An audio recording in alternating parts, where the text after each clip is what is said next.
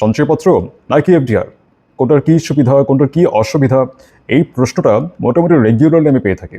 তো আজকে এটা নিয়ে আলোচনা করব। ইভেন অনেক সময় দেখা যায় যে গ্রাহকরা এসছেন সঞ্চয়পত্র করতে, বাট ব্রাঞ্চে এসে বলেন যে আমি এফডিআর করব। তো যখন এফডিআর এর কাজকর্ম শুরু হয় তখন তারা বুঝতে পেরে বলেন না এটা তো করবো না, আমি অন্য আরেকটা করতে এসেছি। তখন দেখা যায় যে সঞ্চয়পত্রটা ওনারা করতে এসছেন।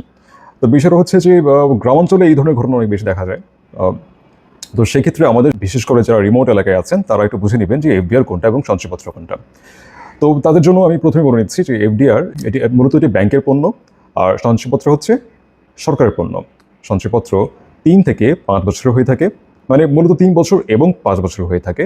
এফডিআর ৩ মাস, ৬ মাস, ১ বছর, কিছু কিছু জায়গায় ২ বছর, এবং প্রতি মাসে মাসিক এফডিআরও এখন আছে। এফডিআর এর রেটটা সঞ্চয়পত্রের থেকে তুলনামূলকভাবে ভালোই কম হয়ে থাকে। তো এটা ব্যাংক ভেদে ভিন্ন, আর সঞ্চয়পত্রের একটি নির্দিষ্ট রেট আছে। দেখা যাক যে এফডিআর এবং সঞ্চয়পত্রের ভিতরে কে ভালো বা কে খারাপ।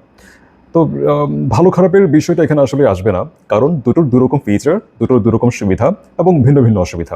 সঞ্চয়পত্রের লাভটা কীরকম দেখা যাচ্ছে, সঞ্চয়পত্রের যে মুনাফাটা সেটি এফডিআর থেকে ক্ষেত্র বিশেষে বা মোটামুটি ২ থেকে ২৫০ টাকার মতো বেশি হয়ে থাকে।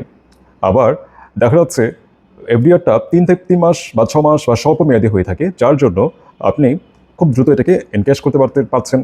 ব্যাংকে গিয়েই আপনি এটাকে ভাঙতে পারছেন, এনক্যাশ করে আপনার অ্যাকাউন্টে ক্রেডিট করতে পারছেন।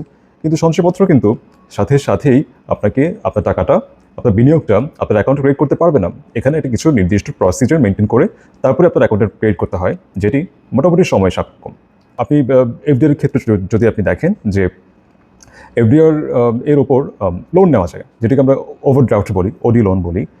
সেটা ক্ষেত্র বিশেষ ৭০ থেকে ৮০% পর্যন্ত হয়ে থাকে। আর সঞ্চয়পত্রের ওপর কোনো ধরনের লোন প্রোভাইড করা হয়ে থাকে না। এবং সর্বশেষ যে এফডিআর এর একটি সুবিধা আছে, এফডিআর এর যে লাভগুলো আছে, যদি আপনি সেটা অ্যাকাউন্টে না নিয়ে আপনার এফডিআর অ্যাকাউন্টে রেখে দেন এবং আপনি সেটি এনক্যাশ না করেন, তাহলে তার যে সময় মেয়াদ উত্তীর্ণের পর সেটা অটোমেটিকলি নবায়ন হয়ে যায়, এবং তার যে লাভটি আছে অর্থাৎ মুনাফাটি আছে সেটি বিনিয়োগের সাথে যোগ হয়ে সেটি আবার পুনঃবিনিয়োগ হয়, অর্থাৎ সেটি গুণোত্তর ধারায় আপনার মুনাফা আসতেই থাকে। তো দীর্ঘমেয়াদে দেখা যায় এফডিআর মোটামুটি সঞ্চয়পত্রের কাছাকাছি ভালো একটি প্রফিট পাওয়া যায়। তো সঞ্চয়পত্র এবং এফডিআর কোনোটিই খারাপ না। যদি দীর্ঘমেয়াদে করতে আপনার বিনিয়োগ করতে ইচ্ছে হয়, আপনি যদি দীর্ঘমেয়াদে এটি ভালো মুনাফা চেয়ে থাকেন, তাহলে আপনি অবশ্যই সঞ্চয়পত্রটি করবেন। আর আপনি যদি মনে করেন যে আপনার টাকাটি গুরুত্বপূর্ণ, যে কোনো সময় লাগতে পারে, আপনি একটা ভালো একটা ডিসেন্ট আপনি মুনাফা চাচ্ছেন, সেক্ষেত্রে আপনি অবশ্যই এফডিআর করবেন। ধন্যবাদ।